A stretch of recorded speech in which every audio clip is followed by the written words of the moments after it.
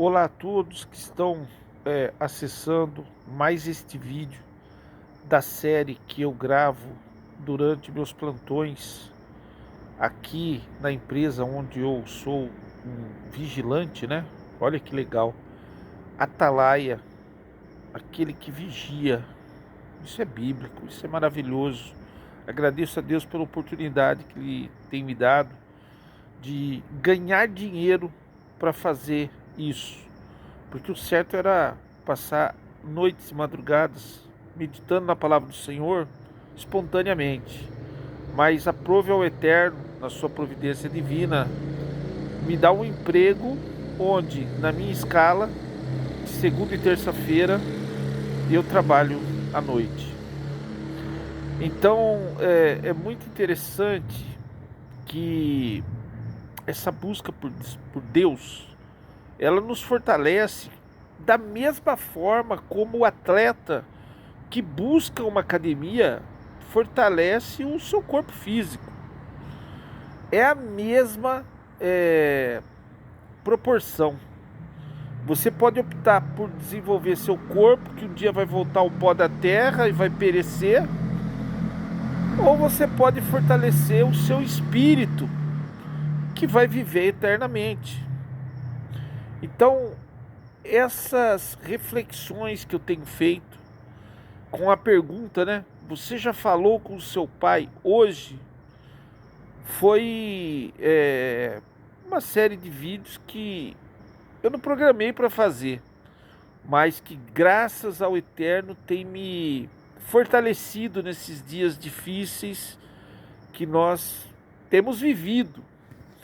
Quero dizer para vocês que eu sou de origem católica, minha família sempre foi muito católica e minha missão começou depois de um acampamento de oração lá na comunidade Canção Nova, em Cachoeiro Paulista, um PHN, um dos últimos PHN do famoso Padre Léo, saudoso Padre Léo, e da comunidade Betel, né? Ele que tinha lá uma casa de recuperação de drogados. Então, olha que interessante, eu acampei lá na comunidade, tive um encontro pessoal com Deus e no ano seguinte eu já tinha um chamado para sair da Igreja Católica e fazer uma jornada nova, uma experiência nova com Deus. Em 2007 acabou acontecendo esse início de uma nova jornada na espiritualidade. E de lá para cá, meus queridos, eu passei por diversos ministérios religiosos, evangélicos, ligados principalmente ao movimento pentecostal. E atualmente, hoje, eu sou um membro com liberdade, como eles costumam dizer, batizado no último dia 27 de janeiro de 2024, na Congregação Cristã no Brasil. E até por um acaso, é uma coincidência, né? A empresa onde eu trabalho acabou de ser pintada e está no tom cinza Congregação Cristã no Brasil.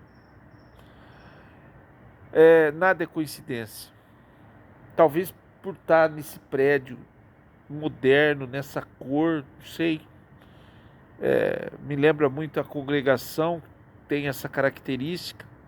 Não sei, eu não sei por que eu comecei a buscar a Deus durante a madrugada, mas nos vídeos anteriores vocês podem ver.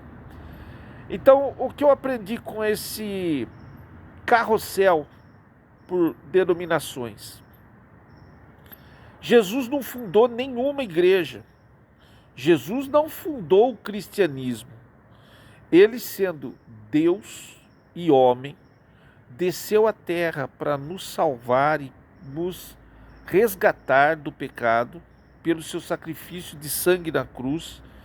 E ele já veio naquela que é a única religião que Deus instituiu, que é a religião do povo judeu, que tinha um templo, as diversas sinagogas espalhadas pelas 12 tribos de Israel.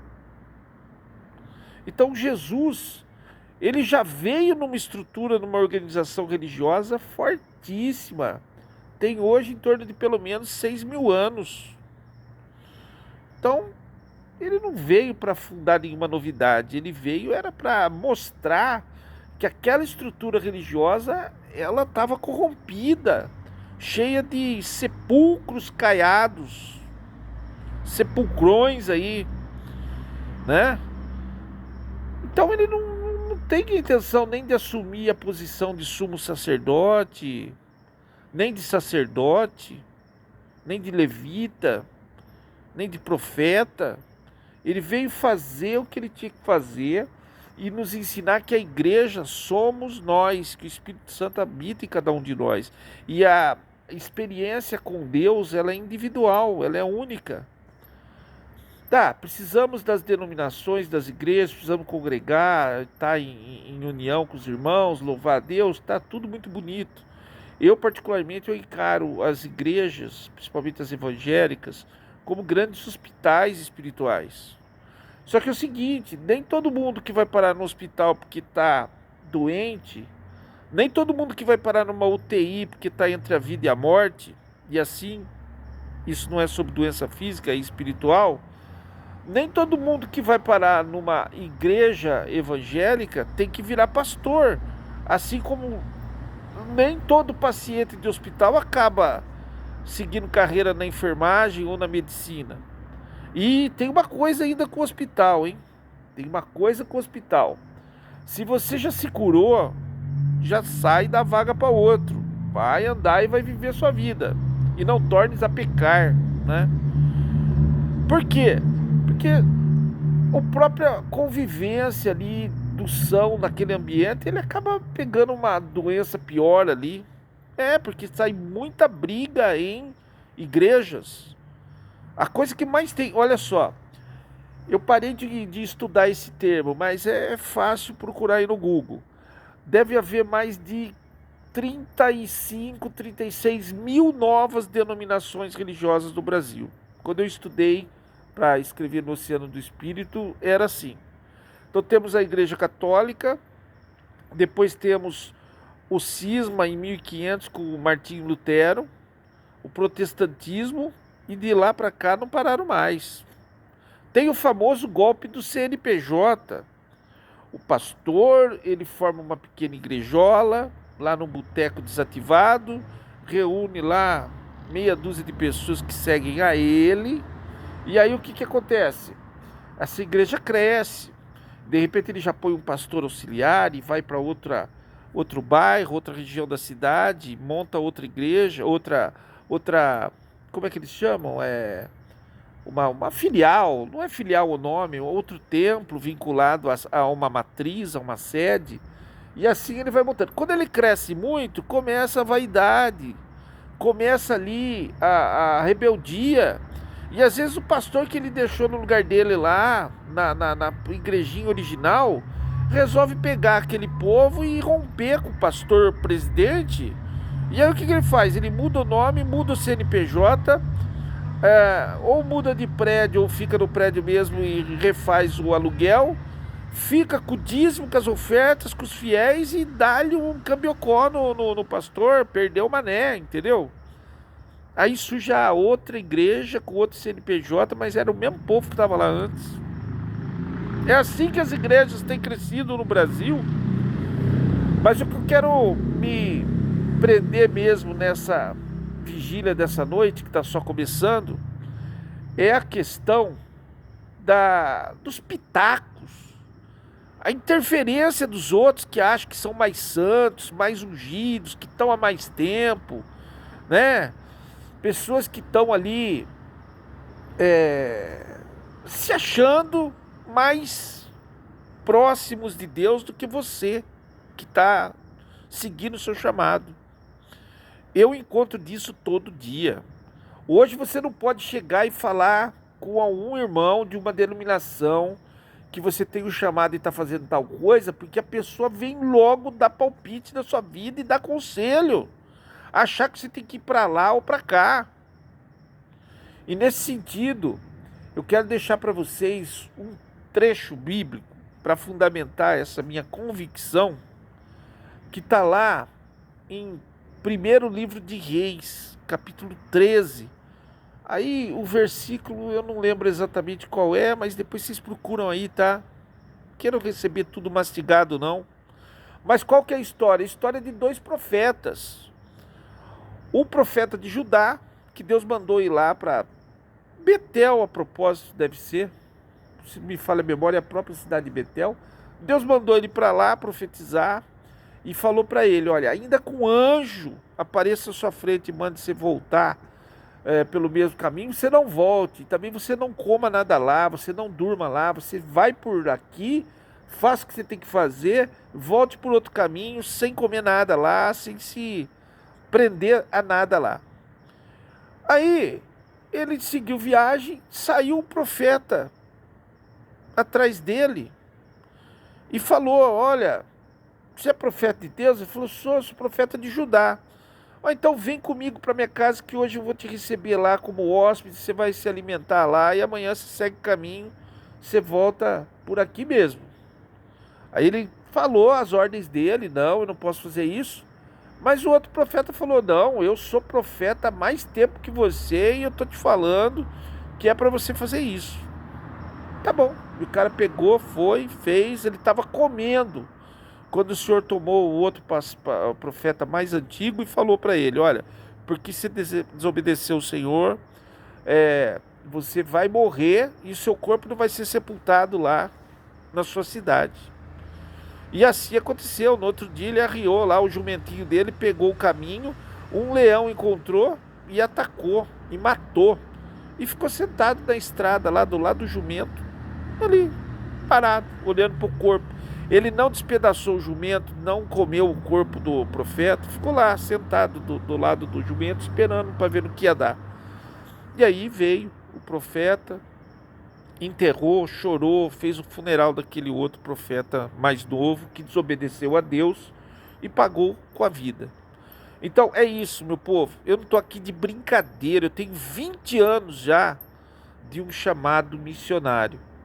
E às vezes eu mesmo, por um excesso de humildade da minha parte, às vezes na hora de dar um testemunho ou de confrontar alguém, naquele receio de magoar a pessoa, de escandalizar alguém, ou de até, quem sabe, exagerar um determinado relato, eu acabo sendo vítima desse tipo de coisa.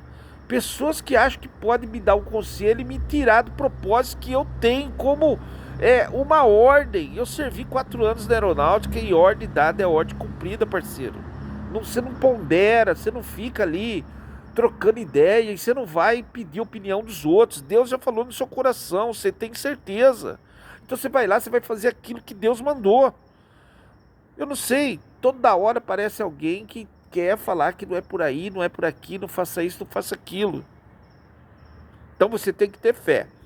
E eu quero fechar esse primeiro vídeo dessa série aqui, desse final de semana aqui, né? Eu quero fechar com um ensinamento que eu recebi da parte daquele que é um dos meus pais na fé evangélica, o pastor Paulo Linguanotti. Um abraço, o senhor vê esse vídeo. Enfim, uma vez ele me falou a respeito de umas aulas que ele tinha na faculdade de teologia, e ele pregou um domingo na ICPB sobre a fé. O que é a fé? Ele falou que tem 3 tipos de fé: a fé natural, a fé sobrenatural e a fé salvífica. Ou seja, fé natural é eu avaliar aqui, por exemplo, quantos lances de escada de degrau eu tenho aqui e achar que eu posso, com um salto, chegar lá embaixo, pegar e pular. Porque naturalmente eu sei, eu estou em condicionamento físico apropriado, eu posso dar esse espaço, dar esse pulo. Então nem pensa muito, é natural. Eu tenho fé no que eu estou fazendo, eu vou lá e faço. Agora, a fé sobrenatural, ela está presente em todo lugar aí que você vai atrás de uma simpatia, de um benzimento, de uma reza braba, de um banho, uma garrafada, né? As pessoas são assim, quando está além da possibilidade dela, principalmente da parte da espiritualidade, ela costuma procurar aí esses recursos e ela bota fé naquilo, porque aquilo é o sobrenatural. Agora, nem todo o lugar que ela foi procurar agrada a Deus. Às vezes ela vai fazer práticas ali que são abomináveis aos olhos do Senhor. Então ele vai pagar um preço depois por ter ido no lugar errado, usado o sobrenatural no lugar que não devia. Agora, o que é a fé salvífica? É que além dela ser sobrenatural, que ela não vem da força do meu braço, ela não vem da minha capacidade, ela vem por uma graça divina, por um milagre. Ela é sobrenatural, mas ela vem de Deus. Então ela ainda me preserva a salvação dada por Cristo Jesus, pelo seu sacrifício na cruz do Calvário, pelo sangue derramado por nós. Então é isso, meu povo. Você já falou com seu pai hoje? Eu estava ali agora falando com meu pai. Primeiro apresentando a minha vida, apresentando a minha miséria. Eu não gravo esses vídeos porque eu sou melhor do que ninguém. Eu gravo porque eu sou a pior das criaturas. Tanto é que eu estou aqui, ó. 12 horas eu vou passar em jejum, oração e vigília, enquanto eu guardo a empresa que me contratou para segurança. Então, eu sou o mais miserável dos servos de Deus e eu gravo isso para que eu ouça a minha voz, veja a minha imagem do vídeo e me repita para mim mesmo, autoafirmando todas essas verdades. Você não pode andar pela cabeça dos outros. Primeira coisa que você tem que saber, você tem que ter uma fé sobrenatural e salvífica em Deus, saber que a sua fé ela pode ser desenvolvida e aumentada com práticas como essa, jejum, oração, clamores, louvores, falar com Deus. Olha a minha eloquência aqui, eu não costumo ser assim, já tem 17 minutos de vídeo, isso aqui não teve corte, isso aqui não teve edição, isso aqui não estou lendo nada em teleprompter, não estou com nenhum ponto eletrônico na orelha. Estou sendo, assim, eloquente porque eu estou num estado de graça, eu estava em oração, estou em jejum. Então a sua fé pode ser desenvolvida, pode ficar maior que a minha. E você tem que ter convicção no que você está fazendo. Quem anda pela cabeça dos outros é piolho. Deus dá uma multiplicidade de dons do reino dele aqui, na obra dele de evangelização, cada um no seu, cada um fazendo o seu. Claro que a gente precisa congregar, conversar, pontuar. É maravilhoso a gente ouvir uma coisa para até mesmo pensar qual a maneira de pôr aquilo em prática. Mas são os detalhezinhos que você vai usar para fazer. E não mudar completamente as ordens, mudar completamente o seu chamado, porque o outro foi lá te aconselhar. Espero que esse vídeo alcance exatamente aquela pessoa que precisava dessa palavra, que tem um ministério, que tem um chamado, que tem aquela coceirinha atrás da orelha dizendo que ele tem que fazer tal coisa, mas às vezes fica em dúvida. Se eu te ajudei de alguma forma, toda a honra e toda a glória ao Senhor Jesus Cristo. Amém? Até o próximo vídeo, em nome do Senhor Jesus.